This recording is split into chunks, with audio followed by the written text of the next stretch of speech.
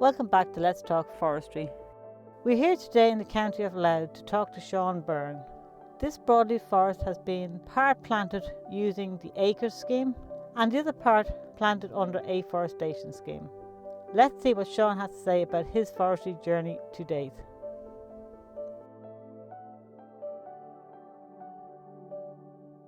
I always had a love of trees because in my younger days I loved shooting and going out with my dog, and invariably before the day was out I would end up in a wood of some kind or other, and I suppose it was from there I got a love of trees. First of all, I engaged with Teagasc. I got great advice, in particular initially from Kevin O'Connell. I have to mention his name. He's so passionate about trees, and if anyone has any doubt in their mind, if they're thinking and they come across Kevin, they won't have any doubt after Kevin, because he's so passionate and he's a wonderful man, and his knowledge of trees is second to none.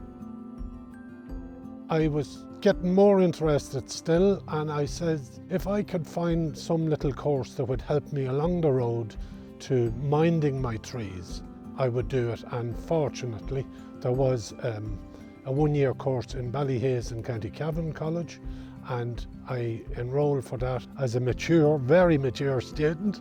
I got accepted, and my tutors, Linda Coughlin and John Crawford, they couldn't have been any nicer to me, and I was in among young lads half my age and less. And I also must mention there was another man involved in the education of the course, and that was Arthur Cairns, who was the engineering background and backup to the two tutors of the classroom, and he was excellent. He gave us all we needed to know about chainsaws, quads, tractors, winches, felling. It was a well worth decision to take to go and do the course, and as a consequence I'm extremely happy and very, very comfortable now in minding my trees. I think I will always be planting trees until I'm able to dig a hole in the ground, no matter if it's only one or two at a time.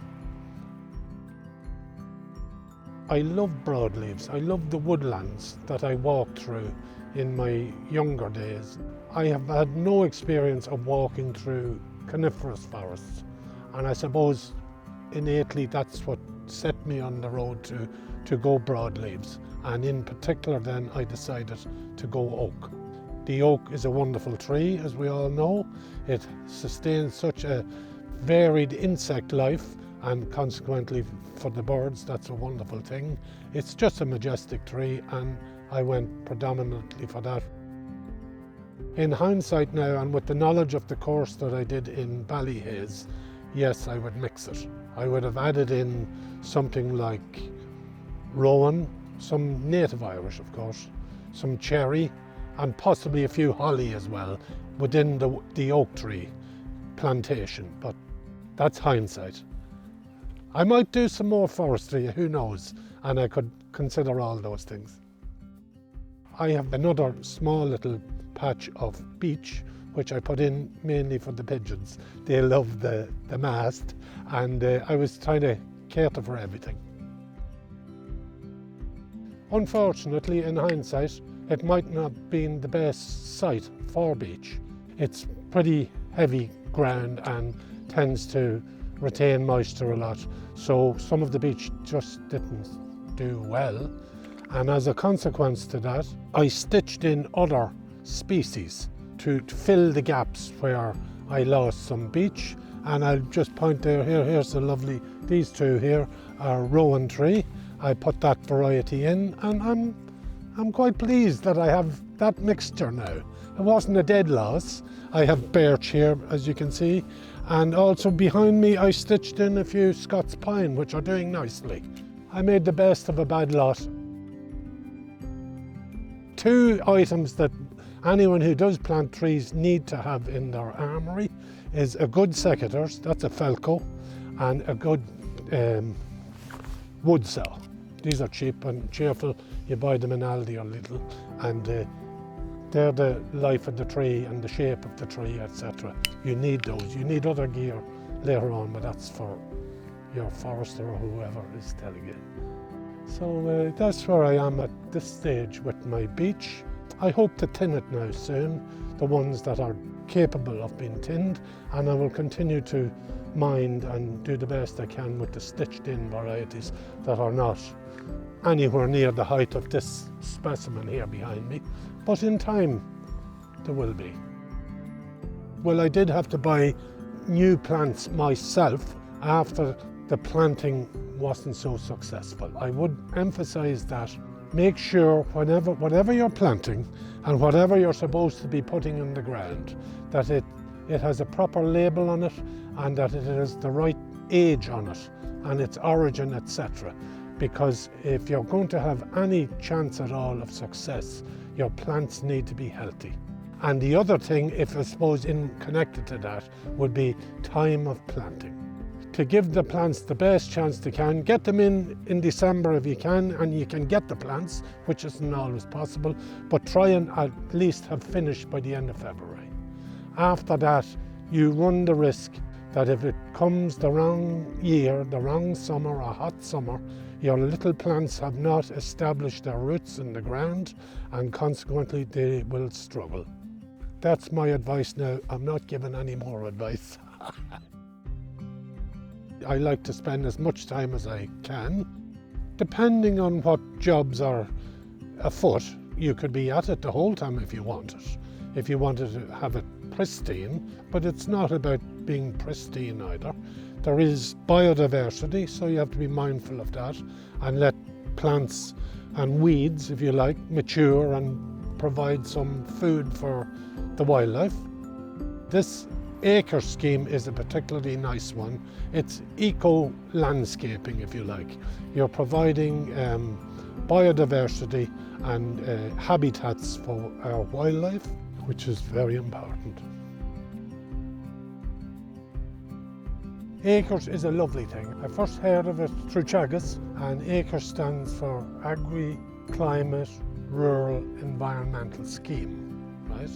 You could call it eco-landscaping. The whole idea is for the environment and to give food to our wildlife, our birds and whatever else. And I was fortunate that I had a man called John Brophy who was stationed in Drogheda, Teagasc, and he was an enormous help in getting me the forms filled in and getting applied and accepted to ACRES. There's a mix that you must pick from. I have oak, birch, alder, cherry, which is a lovely tree too. And rather than going round the perimeter of the fields with the trees, I asked if it could be in a block form. To my pleasant surprise, yes, it was agreed and accepted that if I wished to do it, I had an advantage, I suppose. I had that end of it wired already for forestry, so that cut down the cost of actually fencing off the plots. I planted them before I got my good neighbour John McCann, who's a fencing contractor, and he has fenced everything I've ever asked down the years, and he's so obliging, and the quality of his work is lovely. I collared them for their own protection in the early stage. You could say they don't need it now because I have them all barbed wired, 4 strands with chicken wire to keep all that out. I agreed to plant 300, but in fact I got carried away with myself. I planted 400 and I have no regrets on that. And I planted them all myself with pit planting. You know, I didn't just put a notch in the ground and stick it in. I actually dug a hole. I don't use herbicide, as you can see. You might say, God, it looks a bit hairy or whatever. It is, but that's because you're not supposed to trim anything until at least July, the 1st of July. I might still try and get some hay off it. I trim around them, which you must be very careful with. You could just, in an instant, get rid of one of them. I've lost maybe 2 or 3 in the process, to be honest, you know, but I'm very mindful of that. But I prefer it to herbicides. Later on then, when they're maybe that height, you'll start taking the secateurs to them and taking off the side branches, the large side branches. You wouldn't take too much either, because let's face it, photosynthesis, it needs leaves, and the more leaves that are there in the beginning to take in the nutrients and to feed the roots and to grow the tree, the better. So you don't go too early with your secateurs. You might like a little spindle.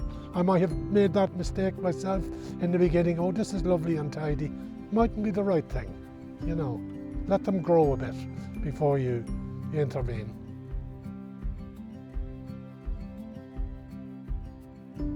Sure, as I said earlier, I love trees, I like being among them, and Acres is just a little extension of that. Getting into the Acres scheme, very easy, much more accessible and less complicated and less bureaucracy with form filling and trying to get things started and going. No, it was lovely, it was easy. Of course, you wouldn't do any of these works only for the government supports and the plantation grants and the erecting of the wire. That's all very important to fence in. You have to keep your deer and your rabbits and hares out. Hares especially can do untold damage. So you must be mindful of that, and you couldn't do that without the support of the government and then the premiums to follow on from that. Now, as well as that, it's not in at this stage, but it would be nice to be further acknowledged that people go to the bother and giving so much of their time, their own personal time, to plant woodland and to mind it and be involved in it and to spread the good news that we are here only for a short time and that we should leave things as good, if not better, than we got them. Carbon credits is a thing that could be brought about to acknowledge people who are farming less intensively, more with the environment in mind and with their trees and everything. That could be a thing for the future, and it would be a positive and a healthy thing if it was acknowledged that with all what's going on in our environment and our climate change, that carbon is the thing that we must try and keep under control, and hence a few carbon credits wouldn't go astray, especially smaller farmers, I think, who are very tuned in to the like of this, small little plots or small plantations.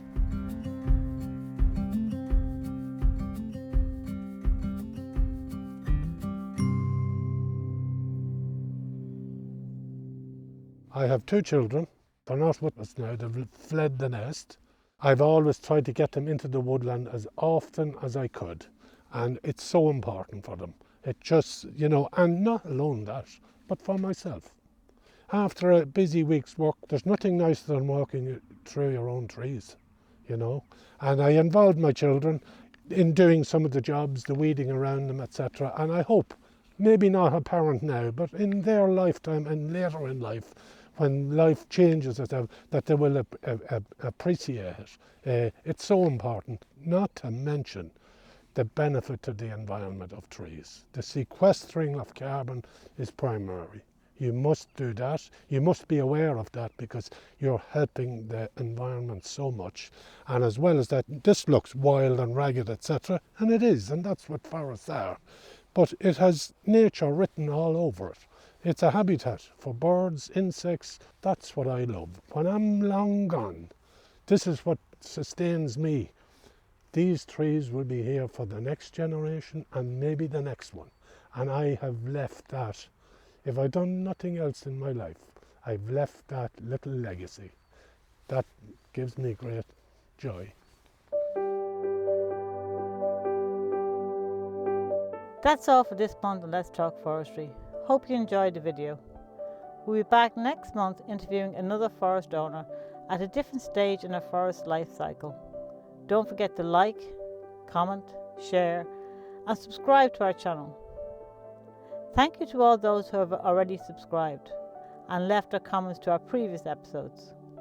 All comments are read and replied to. We look forward to reading more of your comments. See you next month.